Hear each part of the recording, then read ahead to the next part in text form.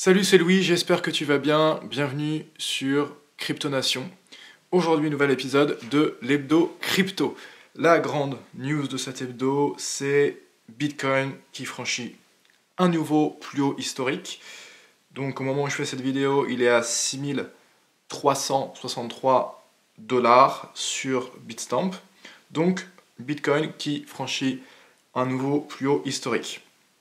Franchit de nouveaux records. C'est aussi d'ailleurs l'anniversaire, il paraît, de Bitcoin, car c'est aujourd'hui apparemment que le premier email de Satoshi présentant le projet Bitcoin a été envoyé. Donc voilà, c'est aussi l'anniversaire de Bitcoin et on en profite pour franchir un nouveau plus haut historique, battre un nouveau record. Donc, Bitcoin termine très bien cette semaine. C'est la semaine où il avait déjà pris 12,37%. Donc ça conclut une augmentation déjà importante cette semaine. A noter le retour de Bitcoin Cash, donc qui a fait 33,55% sur une semaine, ce qui est quand même énorme. Pour ce qui est des autres cryptos, Ethereum est stable sur les 7 derniers jours. Là, on voit qu'il commence à avoir une très faible augmentation à 0,34%. Ethereum, je vais en parler un petit peu après. Pour le reste, on est dans du rouge pour la plupart des cryptos. Globalement, il y a bien sûr des exceptions à cette règle, mais globalement, c'est pas encore la saison des altcoins. Status qui fait une belle performance, Status, comme vous voulez, qui fait une belle performance sur 7 jours à 35,4%, qui est donc un projet de crypto voulant faire un système d'exploitation pour Ethereum. Une autre nouvelle importante aujourd'hui relative à Bitcoin, c'est que CME Group, qui est donc une entreprise qui gère des bourses d'échange de contrats à terme. C'est l'entreprise qui gère les plus grosses bourses d'échange de contrats à terme du monde. Eh bien, va proposer des contrats à terme Bitcoins. Les contrats à terme, c'est un outil financier qui n'est pas forcément adapté pour monsieur tout le monde, on va dire. Mais par contre, ce sont le genre d'outils financiers que les institutions peuvent utiliser pour s'exposer justement à Bitcoin. Donc ça veut dire quoi? Ça veut dire que c'est une porte d'entrée pour les acteurs institutionnels vers Bitcoin. Il s'agit ici d'une plateforme qui est donc régulée et donc une plateforme sur laquelle les acteurs institutionnels, les fonds d'investissement par exemple, peuvent utiliser. C'est une nouvelle assez importante qui est non négligeable.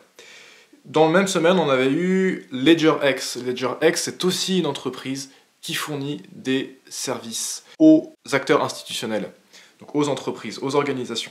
LedgerX s'adresse uniquement aux entreprises, uniquement aux institutions, et encore une fois, donc LedgerX va proposer des outils financiers.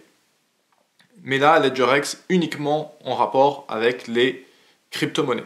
D'accord? Donc c'est des swaps et des options. Donc voilà, si ça vous intéresse, le lien est en description, je vous invite à aller regarder. Ethereum va avoir une conférence très importante bientôt, donc c'est la fameuse DevCon numéro 3, la troisième du nom. C'est une conférence très importante pour Ethereum, avec une réunion de quantité de développeurs.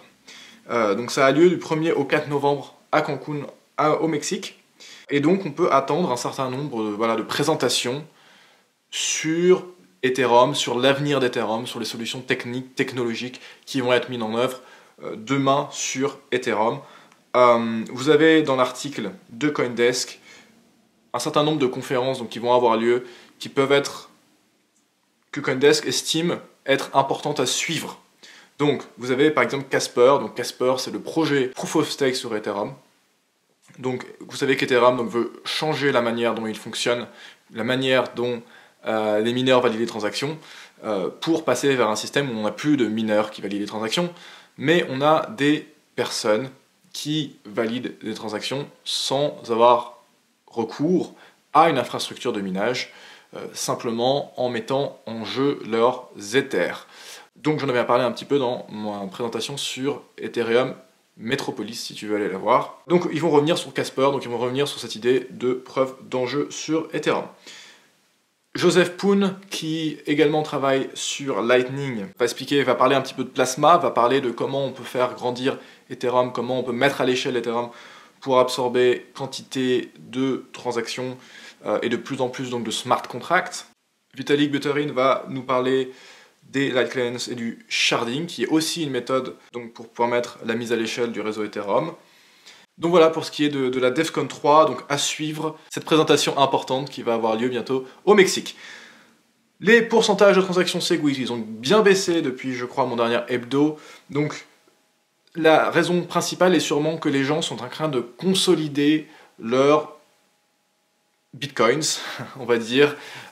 Vous regroupez vos bitcoins tous à un même endroit, tout simplement en préparation du prochain fork de Segwit2x. Les gens regroupent leurs bitcoins et ils le font souvent sur des plateformes qui n'ont pas d'adresse Segwit à proposer pour le moment.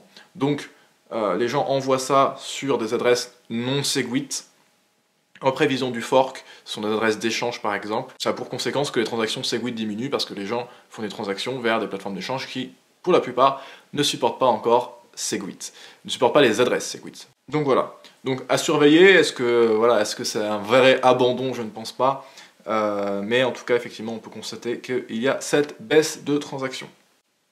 Le fork du Segwit2x, en parlant, c'est bientôt, c'est dans à peu près 15 jours, ça devrait être le 16 novembre.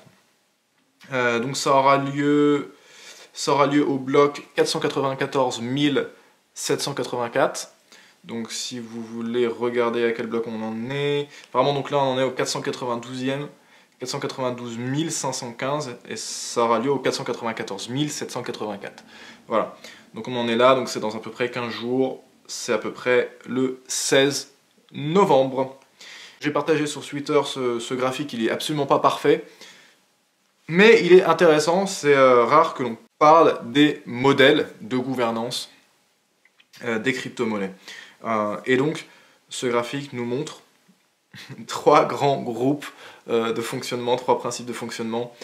Donc vous avez des crypto-monnaies où en fait, ça va être un système autocratique, ça va être dirigé par une entité précise et définie. Donc ça peut être inconnu. Alors c'est pas vraiment inconnu dans le cas de Bitcoin Cash, il l'a mis là dans inconnu, mais voilà, ce sont des gens donc, qui décident un peu comme ils veulent. Donc ça peut être inconnu, ça peut être un dictateur bienveillant comme dans Ethereum, c'est-à-dire que pour Ethereum, Vitalik Buterin joue un rôle prépondérant par exemple. Pour Litecoin, ça va être Charlie Lee par exemple qui va avoir une importance énorme aussi. Corporate Control, donc là vous avez une entreprise qui est créée pour gérer la crypto. Foundation Control, vous avez une fondation qui est créée pour gérer la crypto. Ensuite, plutocratique, ça veut dire que c'est ceux qui ont plus d'argent, plutocratique en français, c'est ceux qui ont plus d'argent qui gèrent la crypto-monnaie, qui ont le pouvoir dans la crypto-monnaie. Et méritocratique, ça veut dire que c'est censé être un système, en fait ce sont les gens qui font preuve de plus de mérite ou de capacité. Donc par exemple, pour ce qui est de Bitcoin Core, vous pouvez, si vous le voulez, intégrer le développement de Bitcoin. Il suffit de commencer à participer sur le GitHub. Le développement est ouvert, c'est de l'open source, donc vous pouvez aller sur GitHub et vous pouvez commencer à participer. Et si vous commencez à avoir une contribution qui est reconnue, de plus en plus, vous allez pouvoir participer dans des projets qui sont importants et vraiment être intégré à l'équipe de développement principale de Bitcoin Core. Donc c'est le cas aussi pour Monero, c'est le cas pour Dogecoin. Un panorama que j'ai trouvé intéressant des différents modèles de gouvernance des différentes crypto-monnaies aujourd'hui. Dernière petite news, voilà pour terminer. Donc, Ledger a annoncé donc son partenariat avec Intel pour intégrer donc des portefeuilles Bitcoin dans des enclaves SGX. Donc ceux qui étaient à la conférence Breaking Bitcoin, Nicolas Baca nous avait déjà parlé de ça. Donc effectivement, ils ont donc pour projet de faire en fait des hardware wallets, donc des portefeuilles matériels dans un hardware déjà existant.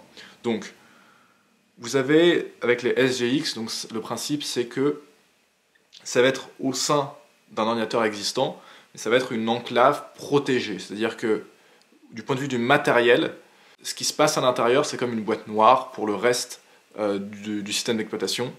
C'est-à-dire que les malwares vont pas pouvoir aller mettre leur nez dedans et interférer avec le fonctionnement du portefeuille dans cette enclave d'Intel, donc cette enclave qui s'appelle SGX. Donc l'idée c'est un peu de faire des hardware wallet, des portefeuilles matériels, dans le matériel qu'on a déjà, dans le hardware qu'on a déjà. C'est pas sans poser certains défis, c'est pas sans poser certains challenges. Donc il y avait eu une vulnérabilité lors de Breaking Bitcoin qui avait été montrée, qui avait été démontrée. Donc je sais pas s'ils ont résolu ce problème, mais en tout cas, bon, ils le résoudront probablement avant que ça soit quelque chose qui soit disponible pour tous. En tout cas, un partenariat évidemment très intéressant. Ça donne des idées pour le futur possible des hardware wallets, des portefeuilles matériels. Est-ce que dans le futur, on aura des portefeuilles matériels qui seront inclus directement dans les ordinateurs? C'est une possibilité grâce à ce type de technologie. Autre chose aussi, oui, j'ai oublié de le dire, donc j'ai réalisé un podcast avec Ilias de la Bulle Crypto. Ça sera partagé sûrement très prochainement donc, sur les réseaux sociaux, sur ma page et sur mon Twitter. Donc si ça vous intéresse, on va parler donc de C-V2X. J'avais déjà fait une vidéo dessus et là on en discute encore un peu plus en détail. Donc si vous intéresse, vous pouvez aller regarder ça, enfin écouter ça en l'occurrence, quand ça arrivera dans la semaine. Donc voilà. Donc très bien, je te dis à très bientôt. Salut!